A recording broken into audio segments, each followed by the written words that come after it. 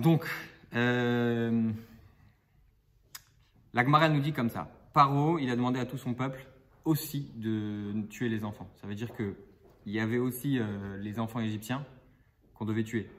Pas juste les enfants juifs ont été tués, mais aussi les enfants égyptiens. D'accord? Il ne voulait pas prendre le risque en fait. Il ne voulait pas prendre de risque qu'il y ait un enfant qui naisse de chez les Égyptiens, etc. Vama Rabbi aussi, Rabbi Hanina. Et Rabbi aussi a dit non de Rabbi Hanina, on est à la ligne numéro 3. Shalosh Zerot Gaza.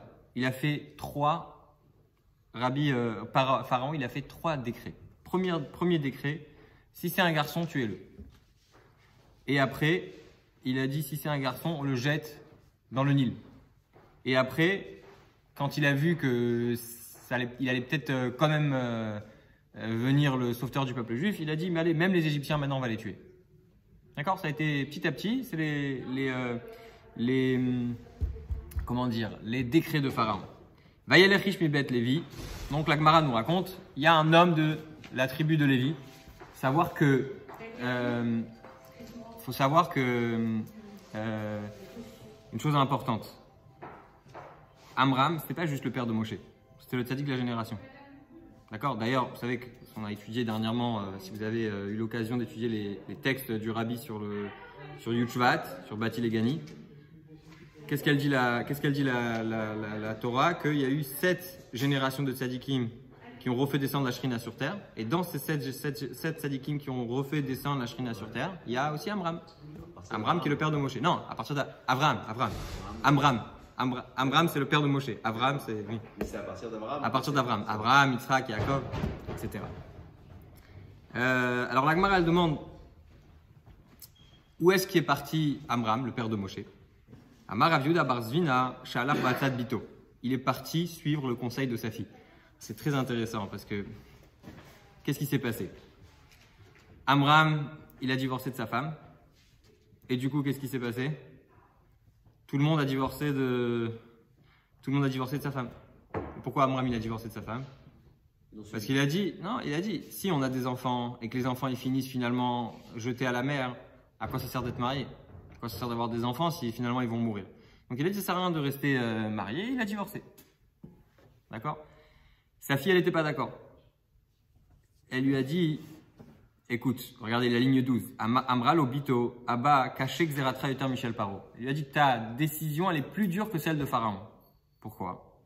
Parce que Paro, le Gazar et la Lasrarim. Paro, il a décrété seulement sur les garçons. Il n'a pas parlé des filles. Alors, vous savez que Rabbi a expliqué une fois que, en réalité, même si les filles, elles n'étaient pas victimes c'est-à-dire on ne tuait pas les filles, mais c'est écrit dans la Torah, les garçons tuez-les, vecholabat, et toutes les filles, techayoun, faites-les vivre. Ça veut dire quoi, faites-les vivre? Donnez-leur la culture, donnez-leur donnez-leur notre éducation. D'accord? C'est-à-dire que même s'ils ne les tuaient pas, quelque part, spirituellement, il y avait une certaine mort spirituelle avec les filles. Maintenant, pour revenir un peu à notre histoire, la fille de Amram, elle lui dit, toi, tu fais quoi? Tu as divorcé de ta femme, donc même des filles, tu ne vas pas avoir. Pharaon, il a dit qu'il faut tuer que les garçons. Donc ça fait que toi, tu es encore plus dur que Pharaon. D'accord? Donc. Sa position spirituelle qu'il avait. Sa position spirituelle. Il avait une position parce qu'il savait que les filles voulaient les spirituellement, ils allaient les tuer spirituellement. Non, parce que tu vas voir la suite. Parce qu'il va l'écouter. Okay. Il va l'écouter. Et quand il entend ça, et en plus autre chose. Elle lui dit autre chose, elle lui dit les garçons qui vont naître, après Pharaon il va les tuer. Ok, mais toi tu les prives non seulement de ce monde-ci, et aussi du monde futur. Pharaon il s'en débarrasse pour ce monde-ci, pour le monde ici-bas. Mais toi tu les laisses même pas vivre. Donc finalement, ils vont. Et en plus, Amram c'est pas un acte isolé. Ce qu'il fait, ça influence toute la génération. Donc sa fille elle lui dit tu vas faire en sorte qu'il y a des Neshamot qui vont pas descendre sur terre. Il y a des âmes qui ne vont jamais descendre sur terre à cause de toi. Et en plus de ça, sa fille elle lui dit Pharaon c'est un rachat, toi tu es un tzaddik. Donc si Pharaon il dit quelque chose, ça va pas avoir d'accomplissement, c'est juste un mécréant, c'est un mauvais. Mais toi tu es un tzaddik, quand tu fais quelque chose ça a un impact pour toujours. Vous savez, on dit qu'un tzaddik, même ce qu'il dit et qu'il dit sous condition, ça s'accomplit. Alors, sa fille elle lui a dit, regarde, tu es en train de causer quelque chose qui va avoir des répercussions, des conséquences sur toutes les générations. Donc, la ligne numéro 16, Paro Aracha, Pharaon qui est un mauvais, ça fait que Mitkayemet, Xerato, ça fait qu'Ena Mitkayemet. Peut-être que son décret va s'accomplir et peut-être qu'il ne va pas s'accomplir. Atat Tzadik, Bevadai, Xeratra Mitkayemet. Toi, tu es un Tzadik, il est certain que ton décret va s'accomplir. Chez Neymar, Vetik, Zarom, Merveyakamlar. Comme c'est écrit que un Tzadik, quand il dit quelque chose, ça s'accomplit. Qu'est-ce qu'il a fait tout de suite, Amram? Il s'est remarié. On a le droit de se remarier Ouais. avec Bien sûr, avec ouais. sa femme. À part si on est Cohen. Ah, ouais. Alors, Amdou Koulan Virzirot Neshoten, donc comme Amram s'est remarié, tout le monde s'est remarié. Maintenant, petit point intéressant. Quand Amram il s'est marié, quand Amram il a divorcé, pardon, tout le monde a suivi. Vous allez me dire, c'est normal, le chef de la génération divorce, il a pris une décision. Tout le monde suit. Rien de plus normal. Ok. Après, il y a sa fille de, je ne sais pas quel âge elle avait, peut-être, elle était sûrement très jeune. Elle lui dit, papa, ce que tu fais, c'est pas bien. Tout ce qu'on a expliqué auparavant. Vous trouvez ça normal que, suite à une réflexion d'une enfant, tout le peuple juif se remarie? Bizarre quand même. On aurait dû travailler d'une manière un peu différente. En réalité, c'est un grand message. Amram, c'était le chef du peuple juif. Et on nous apprend ici de quelle façon on peut être un leader, de quelle façon on peut diriger les gens. Les gens pensent souvent qu'un leader, c'est quelqu'un qui vient, tape sur la table, il dit il faut faire les choses comme ça et pas autrement, etc. Dictateur. Ouais, ça c'est un dictateur. Un vrai leader, c'est quoi? C'est quelqu'un qui est capable d'être sensible à ce qu'une petite fille va dire. Et surtout, comme c'est écrit, Kabel et Taemet, Mimi Shamra, reçoit la vérité de celui qui l'a dit. Peu importe c'est qui. Souvent, on est tellement à juger les gens que quand on entend quelqu'un qui, à notre sens, à notre goût, n'est pas d'un niveau assez élevé pour dire quelque chose de vrai, allez, celui-là il dit des bêtises. Mais non. La preuve, Abraham, il est capable d'entendre un reproche et c'est pas juste ah, j'ai entendu ce que tu as dit, merci pour ton commentaire intéressant. Non, il va faire quelque chose qui va changer l'histoire de l'humanité, puisque avec ça, le peuple juif va mériter d'avoir Moshe Rabbeinu. C'est grâce à une petite fille qui a fait un commentaire à son père que grâce à ça, Moshe il est né. Et que grâce à ça, de nombreuses autres personnes se sont remariées et ont eu des enfants, etc. C'est la volonté d'Hachem à travers sa fille. Exactement, mais et tu sais, Dieu il trouve 1000 façons de nous envoyer ces messages. La question c'est est-ce qu'on est là à avoir l'oreille est-ce qu'on a l'oreille tendue à ce que Dieu veut nous dire? Bon. Maintenant la Gemara elle pose une question. C'est écrit dans la Torah Vayikar que Amram il s'est marié avec Yocheved. Maintenant on l'a compris qu'il ne s'est pas marié avec elle, il s'est remarié. Quand on se remarie avec quelqu'un, on ne peut pas dire Vayikar, on ne peut pas dire il a prise. Il faut dire Vayarzir. Oui. En hébreu, Vayarzir, ça veut dire il a reprise. Il est retourné. Il a repris son mariage. Donc la Gemara elle demande Vayikar Vayarzor. Amar Rabbi Yehuda bar Zvina she'asalo ma'aseh likuchin oshiva ba pirion ve'Aaron ou Miriam meragdi lefania. La Gemara elle veut nous expliquer ici que quand ils se sont remariés, ils n'ont pas fait juste pour la mitzvah ou parce que sa fille elle lui a dit, il a fait un vrai mariage avec toute l'importance, tout le tralala, etc. Et il y avait Aaron et Myriam qui dansaient devant eux, etc. Et les anges disaient Umalach et Achar et Amrou em abanim semecha. Très intéressant parce que vous connaissez cette phrase em abanim semecha, la mère des enfants elle est joyeuse. Alors on dit qu'une femme quand elle a des enfants c'est ça sa vraie joie. Ma femme m'a dit dernièrement, il y a un groupe Facebook pour les gens qui ne veulent pas avoir d'enfants. Et les gens là-bas, ils font toutes sortes de critiques, etc. Je sais plus comment il s'appelle le groupe. Et elle m'a dit, sa cousine, elle a 7 enfants. et sur ses suggestions Facebook, elle a eu, vous êtes peut-être intéressé par, tu vois, elle a dit, mais comment ils ont pu penser que je peux être intéressé par un truc pareil. Bref, c'est juste pour la petite parenthèse de sympathie. Ok, Ils sont plantés. il y a un, dans le Hallel, le deuxième passage du Hallel, c'est Betset Israël, Mimitzraïm. Ok, dans le Betset Israël, Mimitzraïm, on a cette idée aussi de Em Abanim. Juste avant. Em Abanim c'est Mecha, et après il y a écrit Betset Israël Mitzrayim. Qu'est-ce qu'on vient de dire ici?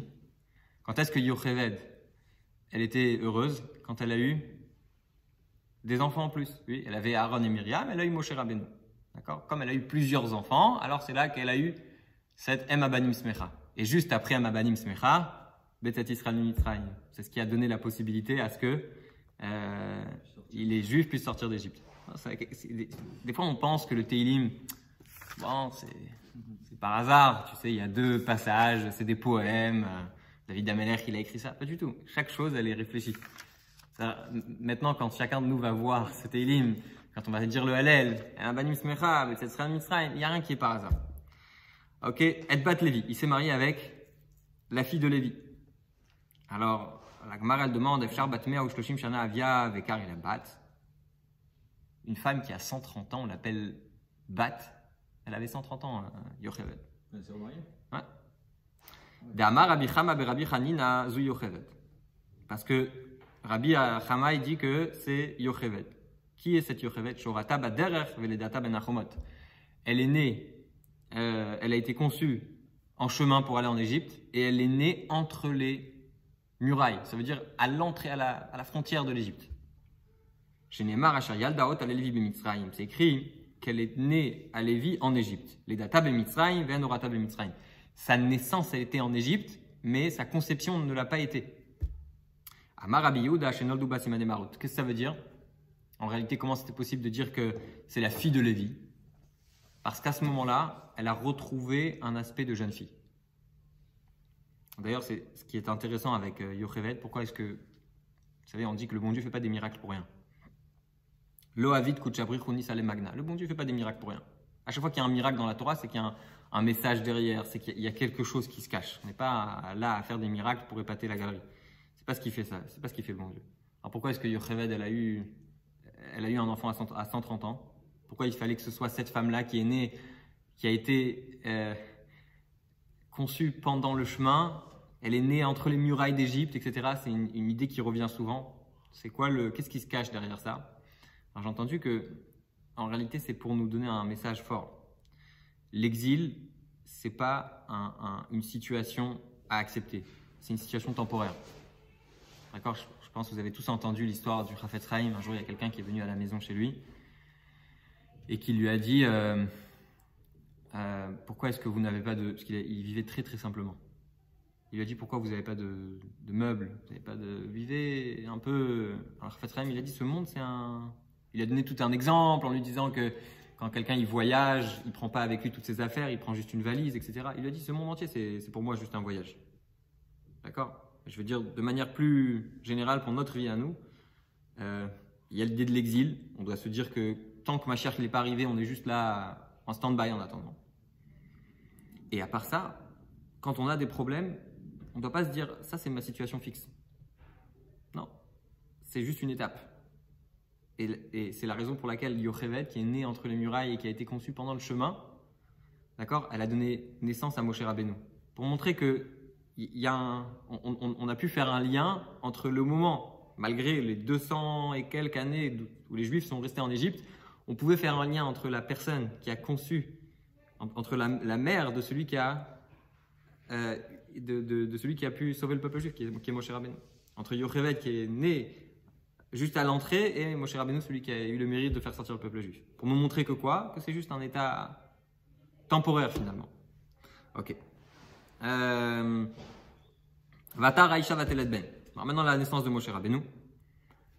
Elle a eu, donc ils se sont mariés, ils se sont remariés. Du coup, au bout de quelques temps, il y a eu un enfant. Veha Havat Miyab Rabbe Tlatayach Emikara. Elle était enceinte depuis 3 mois. Amar Rabbi Yehuda bar Zvina makish ledata leorata. Ama orata shelo betzar, af ledata shelo betzar, mikal nenashim titkaniot shelo yim titkashel chava. Très intéressant. Deux choses. La Torah, elle met juste à côté l'idée de sa naissance et l'idée de sa grossesse. Pour nous dire que quoi? Que de la même façon qu'elle est tombée enceinte sans souffrance, d'accord? Quand les femmes elles tombent enceintes, elles ne souffrent pas. Et quand elle a accouché, toute sa grossesse, elle n'a pas eu de souffrance. Pour nous enseigner que quoi? Malgré le fait qu'à Chava, on a promis que toutes les femmes de l'humanité vont souffrir quand elles vont avoir des enfants, la Gemara nous dit que les tzadkaniot, les femmes qui sont qui sont justes, qui sont pieuses, elles ne sont pas incluses dans cette malédiction. D'ailleurs, il y a une autre Gemara qui dit qu'un jour il y a quelqu'un qui a, une Gemara dans Masechet Shabbat, qui dit qu'il y a un jour quelqu'un qui a parlé aux morts, qui passait dans un cimetière et qui a, bon bref, toute une histoire. Et il demande celui qui est vivant, il demande aux morts, mais c'est écrit dans la Torah qui a la farata, la fartachouv, que tu es venu de la poussière et tu vas retourner vers la poussière. Ouais. Alors la Gemara elle demande, alors, cette personne elle demande pardon aux morts, et vous n'êtes pas retourné dans la poussière, vous êtes encore presque tout entier. Alors il lui a dit écoute, quand Mashiach il va arriver, il y aura Triat Hametim, la résurrection des morts. Pendant une seconde, on va se transformer en poussière et après hop, on va se retransformer en normal et on va revivre. Ça veut dire que de la même façon que ce qu'on vient de dire par rapport aux femmes, la souffrance des femmes au moment de l'accouchement, une tzadékette, elle n'a pas ces souffrances-là. Et la même chose pour l'idée de se transformer en poussière quand on meurt, etc. On dit que les tzadikim, d'ailleurs c'est des choses quand on a eu besoin j'ai pas en tête maintenant tout de suite, mais je sais que certains tzadikim on les a déplacés. Et quand on déplace un mort, pour le changer de l'endroit où on va l'enterrer, on ouvre pour regarder que c'est bien la bonne personne, etc. Et c'est arrivé je ne me rappelle plus c'était sur quel tzaddik, mais on a ouvert, on a vu que des années après, c'était intact. Bref. Donc on est la ligne 36. Va tereoto kitovu. Sa mère, elle a vu qu'il était bon. D'accord? Rabbi Meir Omer, mon beau-père, il dit toujours, vous connaissez une mère juive qui regarde son bébé et qui dit qu'il n'est pas bon. Qu'est-ce que ça veut dire qu'il était bon? Rabbi Meir Omer, qu'est-ce que ça veut dire? Tov Shemo. Il s'appelait bon. Alors, très intéressant ce que j'ai entendu. On dit que Moshe, il était déjà circoncis. D'accord? Qu'est-ce que c'est la circoncision? La circoncision, c'est un signe entre nous et Hachem. D'accord? Qu'est-ce qu'il y a écrit dans la Torah? Va terrer, elle a vu Oto. Comment on dit un signe en hébreu? Ot. D'accord? Donc elle a vu son signe, va terrer Oto, elle a vu le signe, Kitov, elle a vu qu'il était bon. C'était déjà, Moshe il est né déjà circoncis. Tanya Rabbi Meir Omer Tov Shemo. Rabbi Meir nous dit, il s'appelait Tov. Rabbi Yehuda Omer Tovia Shemo. Rabbi Yehuda il dit, il s'appelait Tovia. Rabbi Nechemia Agun Lanviut. Rabbi Nechemia il dit, elle a vu tout de suite que c'était quelqu'un qui était apte à être un prophète. Acherim Omrim, d'autres disent, Nolad Kshumaoul, il est né, comme on l'a dit plus tôt, avec le circoncis. Chachamim Omrim, et les sages nous disent, Beshash et Nolad Moshe, quand Moshe il est né, Nitmal a Baït Kulo Or, toute la maison s'est emplie de lumière. Ktivach Avater Oto Kitov, ou Ktivatam Vayar Elokim et Or Kitov. Qu'est-ce qui est appelé bon dans d'autres endroits dans la Torah? C'est la lumière. Vatitspenu Shlosha Yerachim. Alors,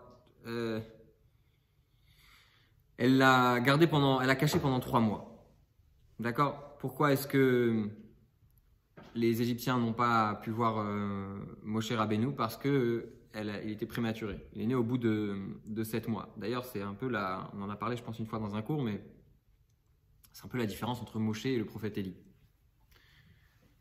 On dit que le prophète Élie, il est resté pendant 12 mois dans le ventre de sa mère. D'accord? Pourquoi? Parce que le prophète Élie, c'était quelqu'un qui servait Dieu avec son corps. D'ailleurs, il y a un truc qu'on voit chez le prophète Élie qu'on voit dans aucun autre prophète. Vous avez entendu parler de l'histoire du décès du prophète Élie. Comment est-ce qu'il est parti de ce monde? Un carrosse. Il est monté avec Ala Bissara Shamaima. Il est monté avec un carrosse plein de feu, etc. Il est monté dans le ciel. C'est une histoire qu'on entend sur aucun autre prophète. Qu'est-ce qu'il y a de particulier chez le prophète Élie? C'était quelqu'un qui servait Dieu avec son corps. Et c'est la raison pour laquelle il est resté 12 mois dans le ventre de sa mère. Son corps, il avait besoin d'un... son corps, il s'est vraiment investi sur terre. Je ne sais pas si on peut dire ces mots-là, mais c'est pour décrire un certain attachement avec la matérialité qu'il avait, pour l'élever bien sûr, mais beaucoup plus que Moshe Rabbeinu. Même si Moshe Rabbeinu, il a reçu la Torah de Dieu directement, etc. On dit que la Torah, Dieu, il parle à travers sa gorge, etc. Mais Moshe Rabbeinu, c'est quelqu'un qui servait Dieu avec son âme. D'où l'idée de rester 7 mois dans le ventre de sa mère. Ça veut dire que c'est l'âme qui est l'essentiel. Ouais. Et c'est pour ça qu'elle ne peut pas rester trop de temps dans le ventre de sa mère. Bref. Elle n'en a pas besoin, l'âme, de rester plus longtemps, en fait. Elle n'a pas besoin de raffinement, en fait. Elle n'a pas besoin de raffinement, c'est ça. Elle est déjà bien. Exact. Par contre, Eliyahu Hanavi, il avait besoin de ce raffinement parce que lui, c'était son travail. Et ce qu'il a eu de plus par rapport à Moshe, c'est cette idée de monter dans le ciel. Son corps lui-même, il est monté dans le ciel. Alors que Moshe Rabbeinu, vu qu'il a, je ne sais pas si on peut dire, il n'a pas travaillé avec son corps, mais pas autant en tout cas qu'Eliyahu Hanavi, c'est son âme qui est montée. Son corps, il est resté sur terre.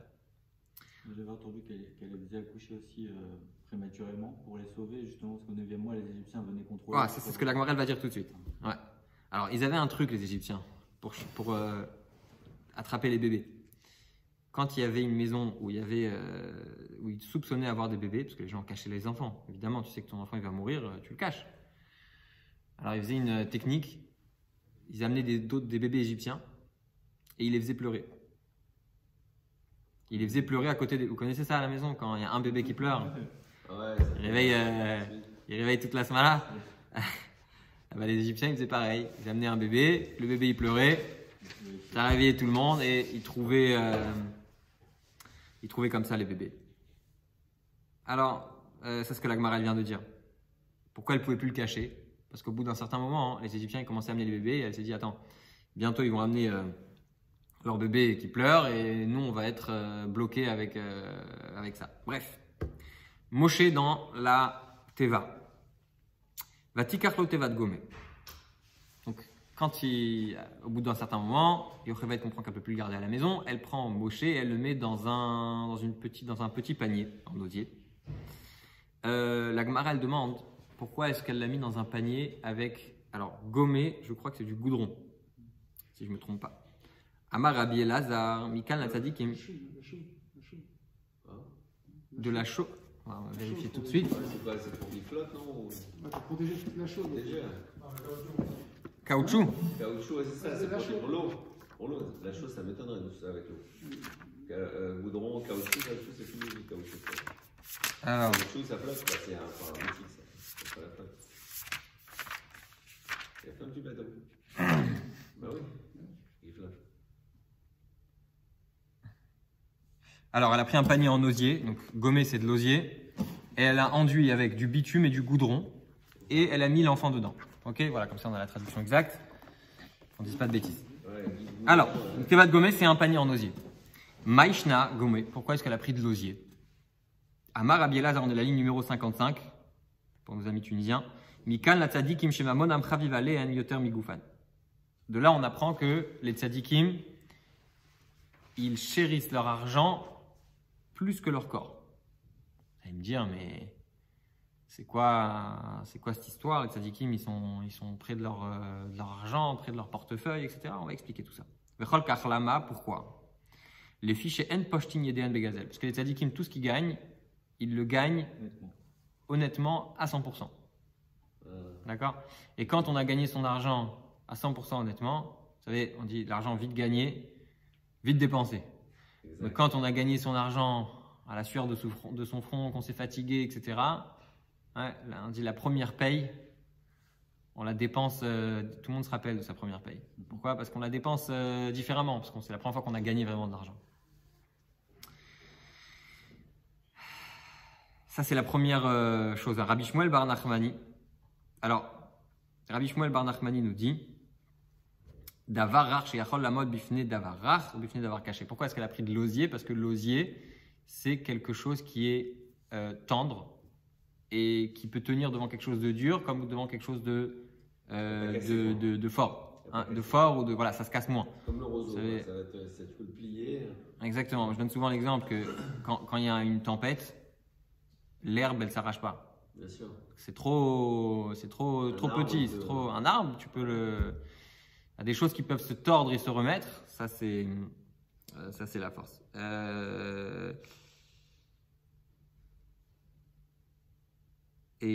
Alors, deux choses. Je reviens sur ce qu'on a dit. Pourquoi est-ce quel rapport l'histoire des tzadikim qui sont près de leur argent, etc. Parce que l'osier, c'est quelque chose qui coûte pas cher. D'accord. Ouais. Ok. Vatachmera bachemar ou vazafet. Donc, elle a couvert avec du bitume, du goudron et du bitume. Tana chemar mi bifnim vezefet mi bachutz. C'est écrit. Donc, elle a fait du chemar. C'est quoi chemar? C'est du goudron, du bitume à l'intérieur et du goudron à l'extérieur. Kedesh lo yariach oto tzadik riacha. Le goudron, ça sent mauvais et le bitume un peu moins.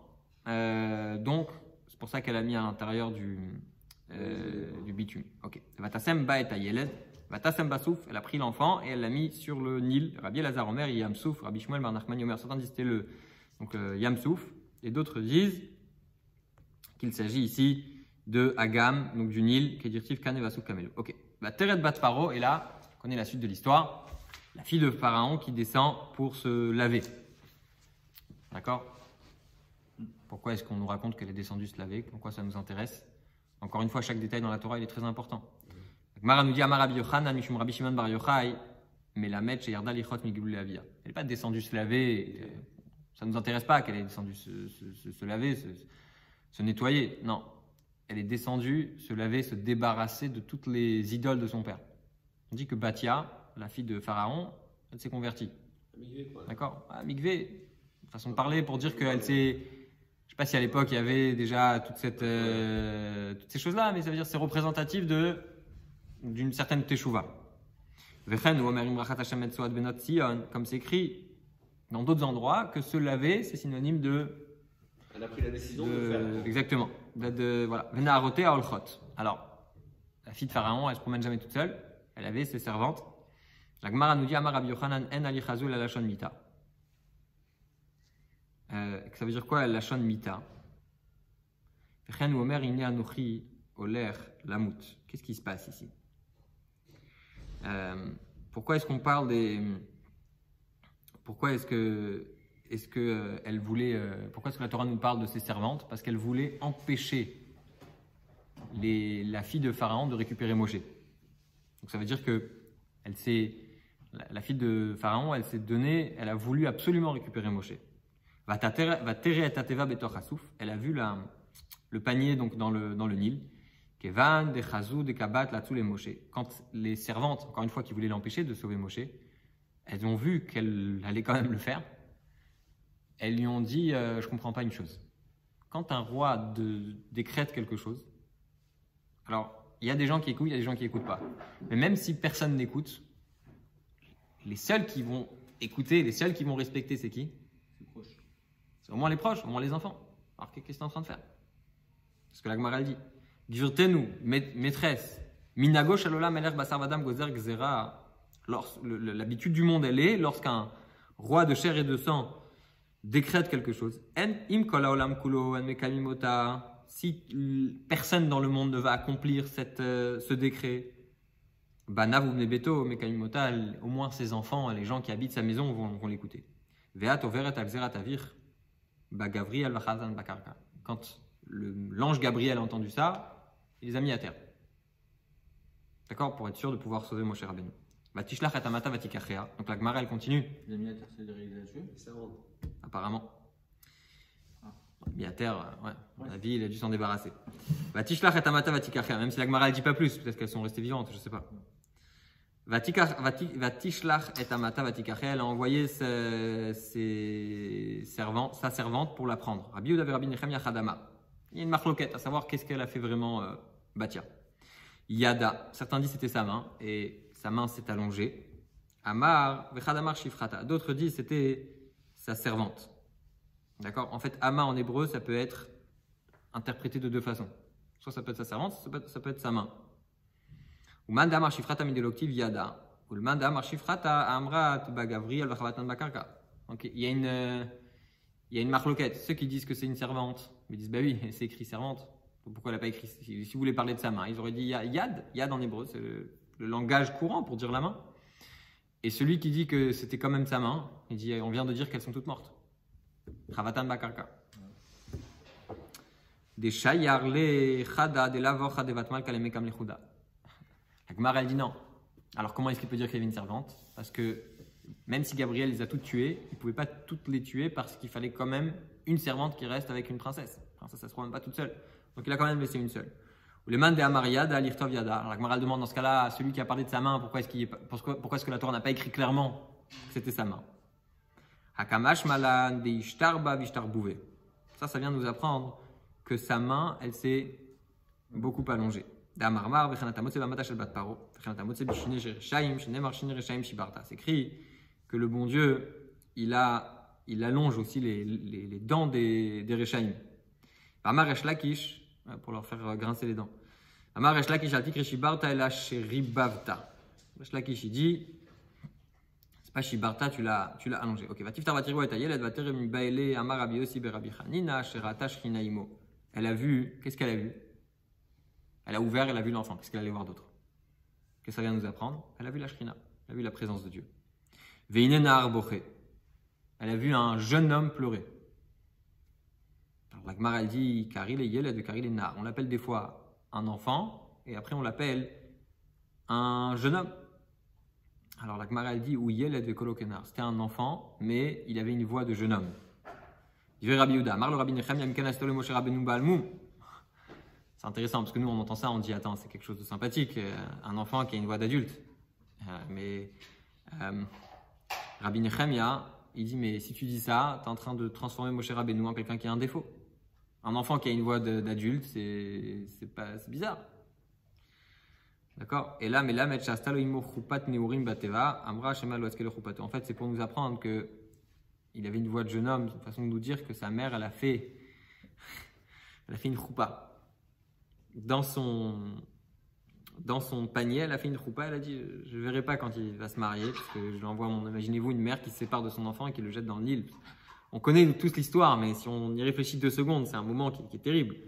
D'accord? Donc lui a fait, avant de se séparer de lui, je sais pas, elle était en train de lui parler, elle a fait une choupa dans son panier, elle a dit bon, je t'aurais fait une choupa avant de partir, et c'est sur ça qu'on dit que Batia, elle a entendu une voix de jeune homme, quelque part, elle a vu la choupa, etc. Bon. Elle a su que c'était un enfant qui était juif. Mais Naya Dado, elle a su. Amar Rabbi Yossi Berabi Hanina, Sherata Otomaoul. Elle a vu qu'il avait la Brit Mila. Tout de suite compris de qui il s'agissait. Amar Rabbi Yochanan, Melamed Nitna Bashelo Midata. Elle a eu la clairvoyance, elle a eu une certaine. On est la page Yudbet Amoudbet, ligne numéro 41.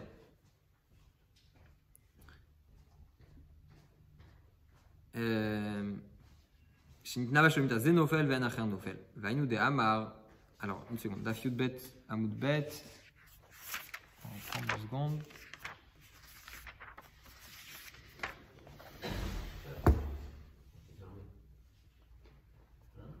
Donc, elle a vu que.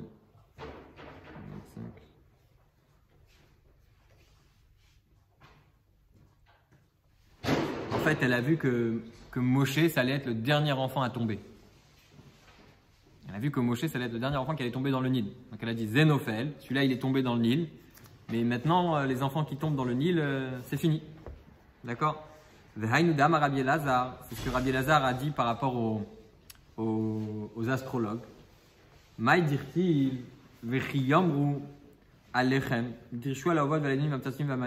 fait, pourquoi est-ce que dans la Torah, quand on parle des astrologues, on en parle d'une manière, il y a un certain langage qui est utilisé. La Gemara demande pourquoi est-ce qu'on parle comme ça. Et la réponse est de dire que sache que tout ce que les autres astrologues ou d'autres diseurs d'avenir, etc., les médiums ou toutes sortes de choses, tout ce qu'ils disent, ils vont dire parfois des vérités, mais c'est jamais à 100% exact. D'ailleurs, je vais finir avec ça parce que là on va faire Mitra, mais quand le Rambam il décrit les critères pour choisir un prophète, il dit que le prophète il doit donner des informations à 100% exactes. Vous savez pourquoi? Parce que si il a un lien avec le bon Dieu, c'est impossible qu'il dise des choses qui ne soient pas à 100% exactes. Il a un lien avec le patron. D'accord? Donc s'il dit il va arriver telle et telle chose à 14h30, si à 30:00 ça n'arrive pas, c'est que c'est un menteur. Ou que c'est un menteur. Enfin, c'est un menteur, ça c'est sûr, parce qu'on voit qu'il est 14h30 et que c'est pas arrivé.